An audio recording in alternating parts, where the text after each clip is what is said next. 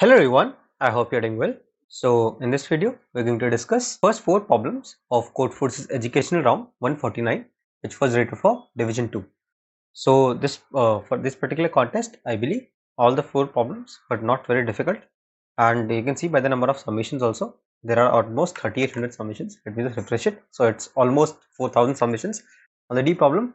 So let us just quickly discuss the first 4 problems. Now, the first problem says that we have been given two values x and k, right? And the grasshopper starts at point 0 on the x-axis.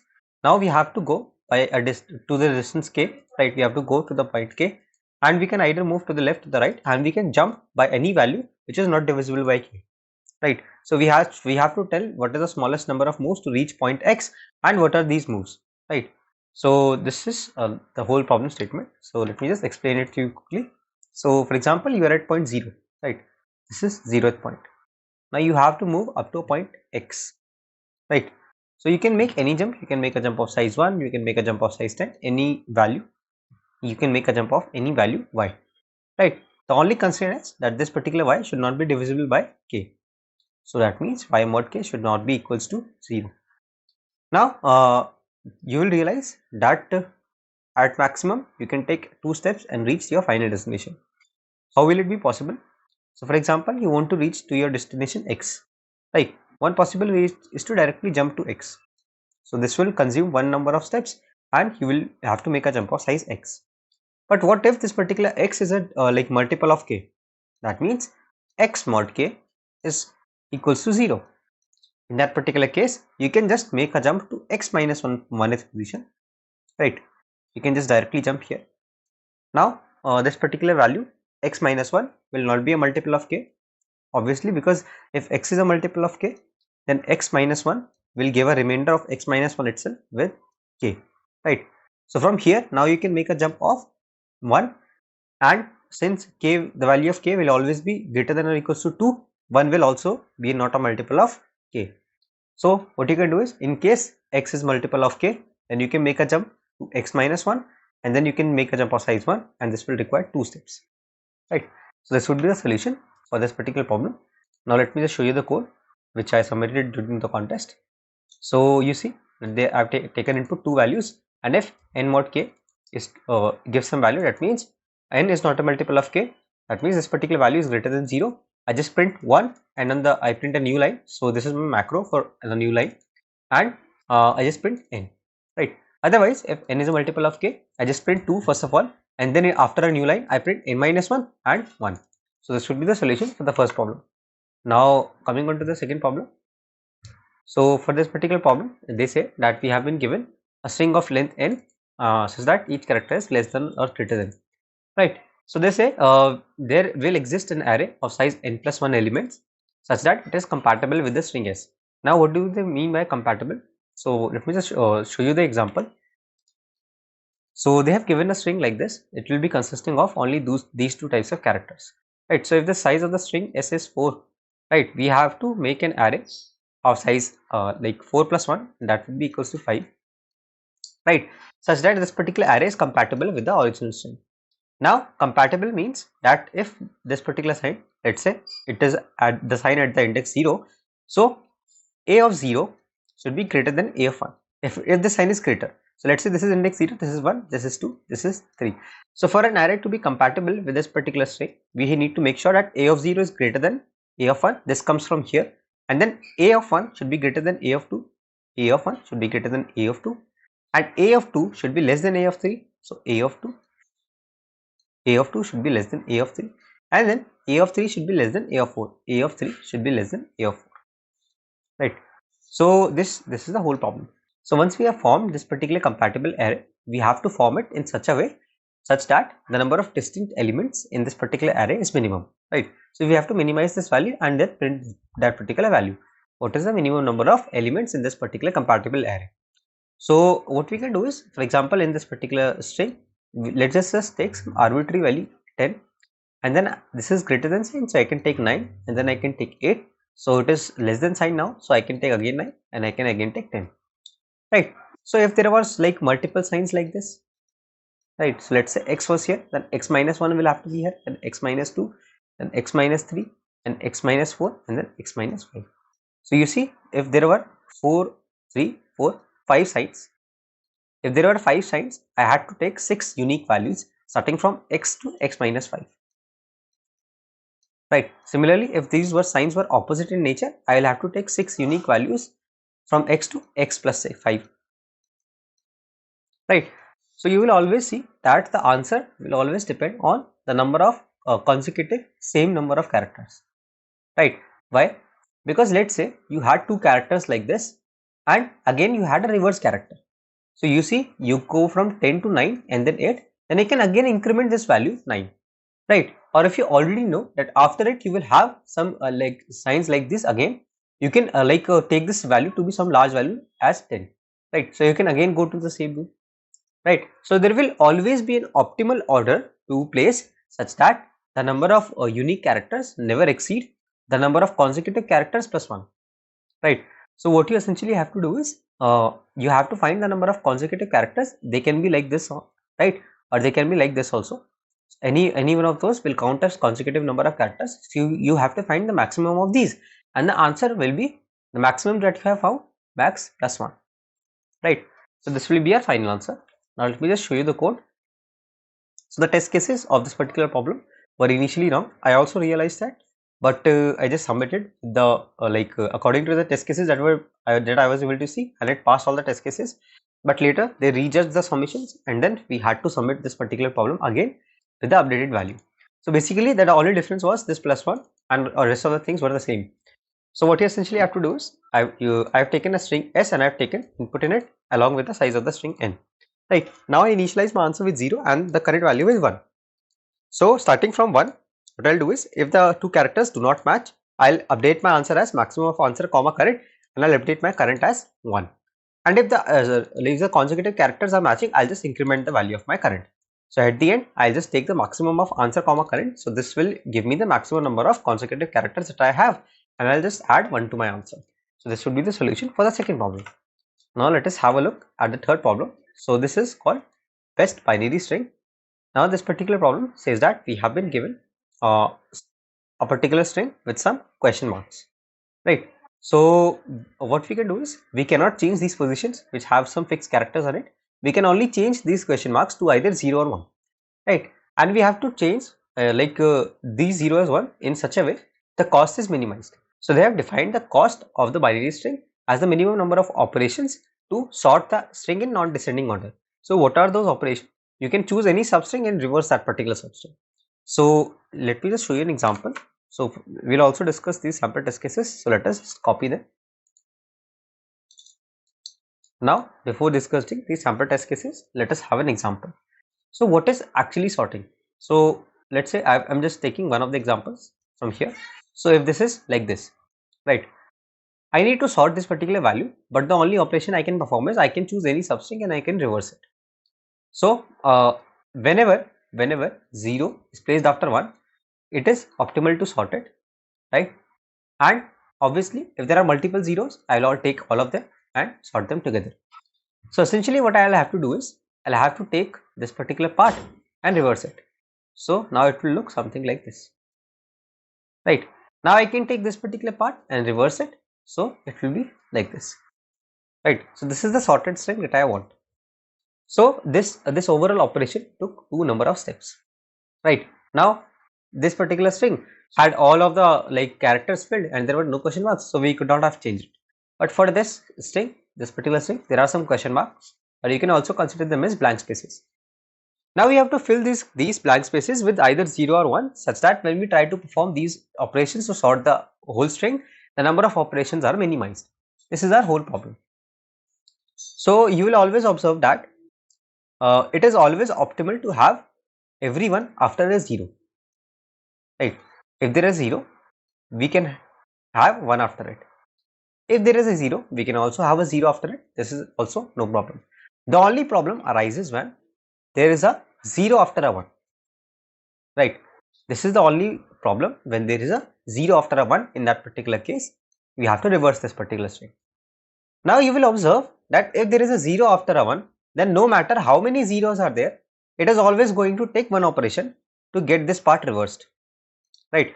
If there is a a single 0, it will take one operation to make it 0 1. If there are 3 zeros, it will take one operation to make it like this in sorted order, right? So no matter which of the characters you take, once it is the form of a 1 0, the answer is not going to change, right? So for example, if I had this particular string, right, if I have a 1, I would obviously want that I am able to place a 1 here, right? Because I always try that it should not be a 0. It is not under my control. I don't know about the later characters, but if I am able to place a 1, I'll always place a 1 here. For this particular position also, I'll place a 1. Now when you see this particular part, right, when you see this particular part, you will realize that this is a 1 0. We have already discussed, no matter how many zeros are present after this particular pattern, after 1 0, it is always going to take the same number of operations. So we are free to put anything on this particular position. We can also put 0 or we can also put 1. And since there are no constraints, we can print any of the valid answers. There are no constraints on the answer, so we are free to choose any value from here. So like by just observation, we made out if there was a 1, I would always want to place a 1 to the right of it. I would never want to place a 0, just because placing a 0 after a 1 will increase my number of operations. If there is a 1 0 already present, and no matter what character I place after it, the number of operations are always going to be the same. Even if I place 1, the number of operations required will still be the same, or I can place 0 also, right? So this was the case when 1 was present single and I was placing 1 here. Now 1 had 0 after it and I was placing 0 here, right? So if there was 0 only and 1 was present here, then obviously if this particular place is empty, I can put a 1 here, right? So I can just reduce the whole problem into a more general case. You will realize that under all circumstances, if there is a question mark after a 0, I can always place a 0 after it. If there is a question mark after a 1, I can always place a 1 after it. This is not going to change my best answer, right? So let me just show you the code for this particular problem now. I guess the contest has ended now. So this is the solution to the fourth problem. So what I have essentially done is, if at the 0th position there is a question mark, I can easily place a 0. It is not obviously it would never be optimal to place a 1 until and unless all the other characters are 1 as well. So at the 0th position I can put a 0, and for all the other positions, if s of I is question mark, I can just place the previous character as at s of I, and this is also going to give me the same answer that my best answer is going to give. So you just had to observe that under all circumstances, if you just replace the current character with the previous character, it is also going to give the best answer. So now let us discuss the last and the final problem for this particular problem discussion. So this says that we have been given some bracket sequences and we have to find a valid bracket sequences, right? So some of the bracket sequences are called beautiful if one of the conditions are satisfied. So it is a regular bracket sequence. So if a normal sequence has been given and it is a regular bracket sequence, it is called beautiful, right? Now if the order of the characters in the sequence are reversed and it becomes a regular bracket sequence, it is also going to be considered as a beautiful sequence. So let me just explain you this part first. It should satisfy either one of those conditions. So let's say we have some brackets like this, right? So this is a regular bracket sequence, so it will be a beautiful. So it will be a beautiful bracket sequence, right? Now let's say we have some brackets like this. Now if I reverse these brackets, reverse means writing them from right to left. So the first bracket will be this, then this, and then this.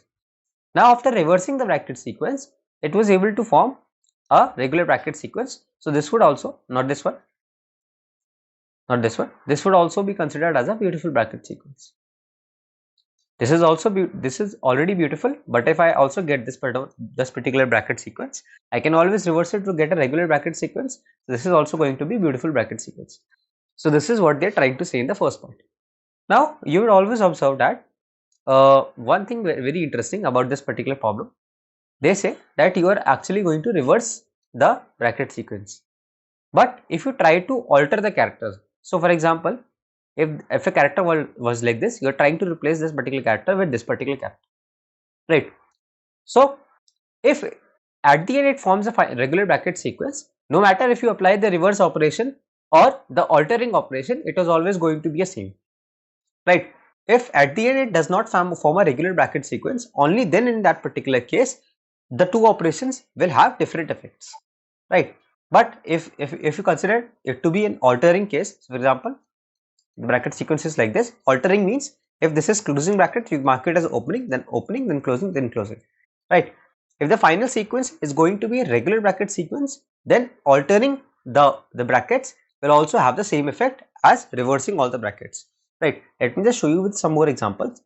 So let's consider some complex bracket sequence like this, right? So this is not going to be the initial bracket sequence. Let's say the initial bracket sequence was like this, right? So they say that we need to reverse this particular bracket sequence. So let's just find out what is the reverse of this bracket sequence. So first I write this 3 closing bracket, 3 opening brackets, then 3 closing brackets, then 1 opening, then 1 closing. This is the reverse. This is what we get by reversing. And let me just try to alter the brackets, altering the brackets from here. So if I alter, this will be the first thing, and then 3 opening, then 3 closing, right? So you see, if the final sequence is going to be a regular bracket sequence, no matter what we do, even if we alter the sequence, the ordering will get changed, right? The ordering will get changed, but the overall sequence will also be a regular bracket sequence, right? So I'm trying hard to make you understand that if the final arrangement is going to be a regular bracket sequence, then no matter which way you choose, like both of them will give you an idea that the final sequence is a regular bracket sequence, right? So altering the characters and reversing the whole string is going to be the same operation. But in case if the final sequence is not going to be a regular bracket sequence, then these two things will be different. So let us see what is the second part of this particular problem. So in the second part, they say that we are allowed to color every bracket into one color, right? So each bracket should have at least one color, and for every color there should be at least one bracket colored into that color. So I cannot have any color which is not given to at least one bracket. Now for every color, we write down the brackets that have that particular color in the order they appear, and we will get a beautiful bracket sequence, right? So the problem is saying that let's say you have some characters like this, right? So you see that this is a regular bracket sequence, so you can assign it color 1. Now you see that if you try to take the whole string, this is not going to be a regular bracket sequence. The only way that you have is assign this particular brackets another color, right?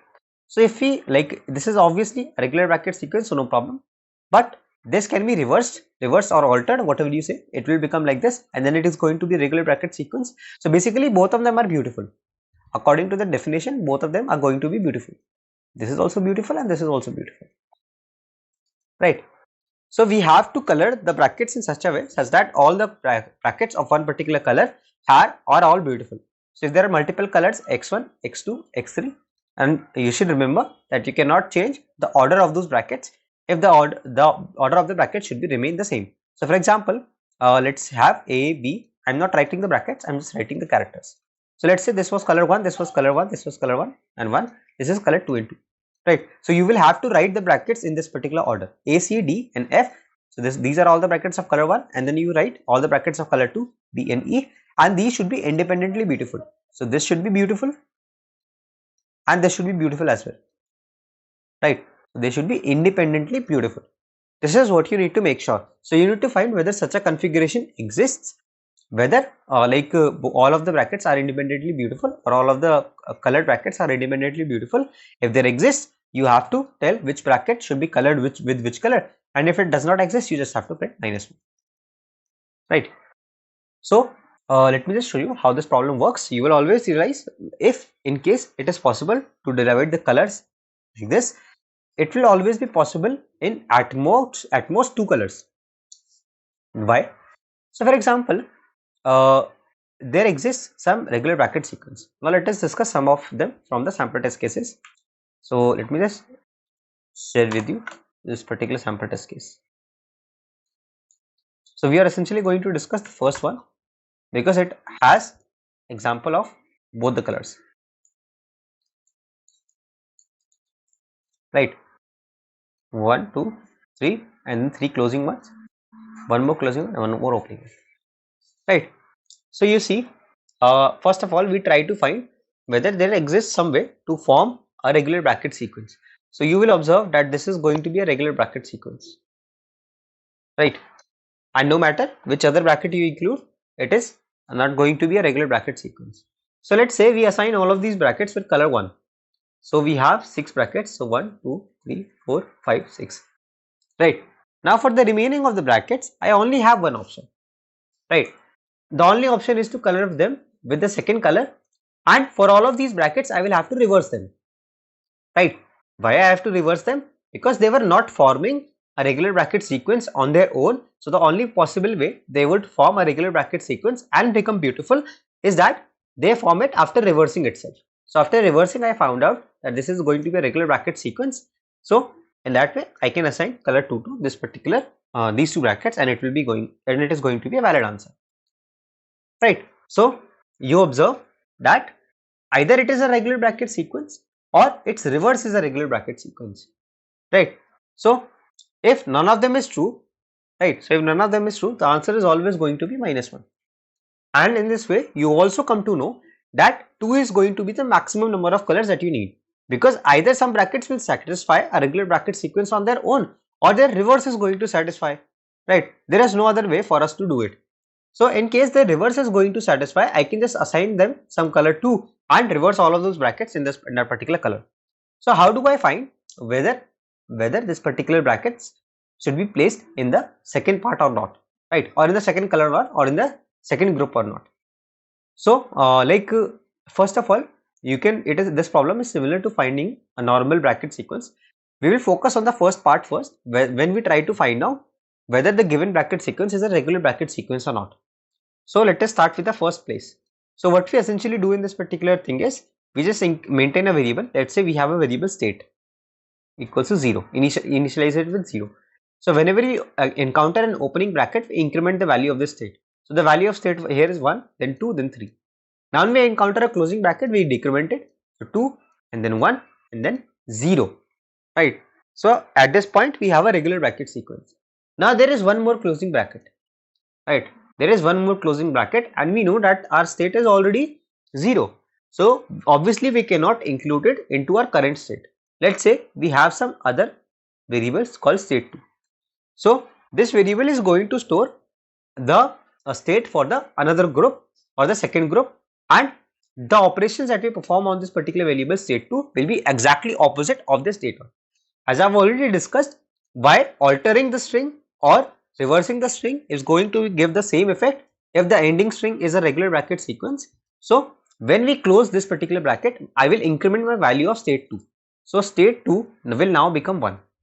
Now I encounter a opening bracket again. So this opening bracket can contribute in two ways. Either it can increment the value of state or it can decrement the value of state 2.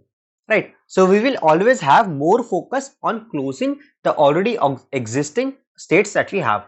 So if I have the option of decrementing state 2, I will decrement it rather than incrementing state 1. Right. So this particular state 2 will help me decrement this particular opening bracket will help me decrement this particular state 2. So at the end, what I just have to check is, normally we check whether state is equals to 0 or not, but in this case state 1 and state 2 both has to be 0, right, because both of them should be a valid bracket sequence. So how is our algorithm going to work? So basically we are maintaining two variables, state 1 and state 2. Let's say state 1 and state 2, right. Whenever we encounter an opening bracket, it can do two things. Either it can increment state 1 or it can decrement state 2. We will have our priority on decrementing state 2, and only if we cannot decrement state 2, we will increment state 1. Similarly, when we encounter a closing bracket, it can have two effects. Either it can decrement state 1 or it can increment state 2.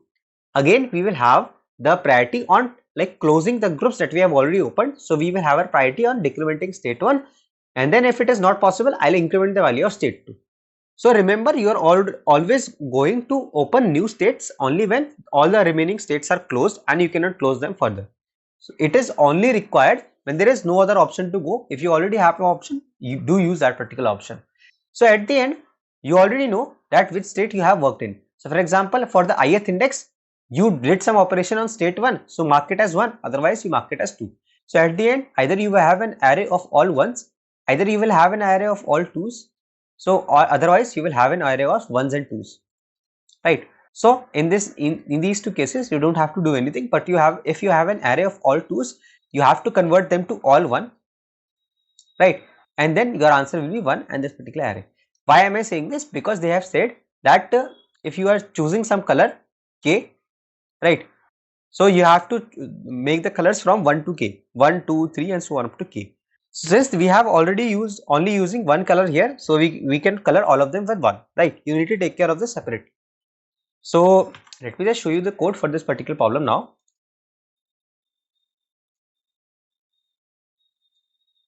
So this is loading, I guess, right? So here we have it.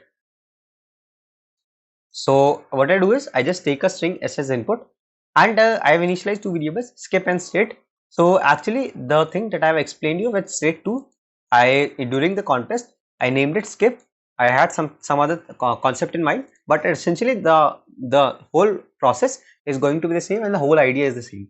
So let just assume that this is going to be state 2. So I have two variables, state and skip, right? So I initialize my answer vector with size n, and I just run a loop from 0 to n. So I can do all of these operations in one single loop. So if s of I is equals to opening bracket, that means if it is an opening bracket, I check whether the value of state 2 is greater than 0, because an opening bracket can decrement the value of state 2. So if state 2 is greater than 0, I decrement it and I mark my answer I as 2. Otherwise, if I don't have the option to decrement it, I'll have to increment the value of state and I mark my answer of I as 1. Otherwise, whenever s of I is a closing bracket, I check whether I can close a state 1 or not. If I can close it, I will close it and mark my answer of I as 1. Otherwise, if I have no option, I'll have to increment my state 2 and I have to open a new state 2 and I'll mark my answer as of I as 2, right? So this is what I do. Now, if either state or skip, that means either this is non-zero or this is non-zero, that means there are some open brackets remaining. I can just directly print -1, and I have two variables, 1 and 2. This basically stores whether 1 is present in the array or not, whether 2 is present in the array or not. So this is not a very good method to check these things, but during the contest, if you have something in mind and you can type it faster than you can think of any other ways, I just try to type it because I can type faster than I can think during the contest about these small things. So I just decided why not do this particular thing, and I just traverse through the whole array, and if the value of I is 1, then I just mark 1 as 1 and otherwise I'd mark 2 as 2. This is basically is going to, if the value of boolean variable 1 is true, that means 1 is present in my array, and if this particular value is true, then it means 2 is present in the array, right? So if only 2 is present in the array and 1 is not present, I'll fill all the values with 1, right? I'm just going to change all the values and mark it with 1. Now if only 1 is present, the maximum element is going to be 1, and if both 1 and 2 are present, the maximum element is going to be 2. So that is why I'm printing the maximum element, and at the end I can just print all the values. So obviously in this particular last part, there are much better ways to implement this particular part, but as I just said that I felt that it was faster, it would be faster to just type whatever comes to my mind and get the solution accepted as fast as possible. So this is why I did this way, but you can also find some better methods to print the answer finally, but this particular part is going to be the same, right? So this was all about today's problems. I hope that you guys were able to understand the solution. If you guys did, then consider dropping a like on this video. Don't forget to subscribe to this channel. I see a lot of people who watch these videos have not subscribed yet. So if you're one of them, then definitely consider subscribing. Share this channel with your friends. Until the next video drops, keep coding, stay safe, bye bye.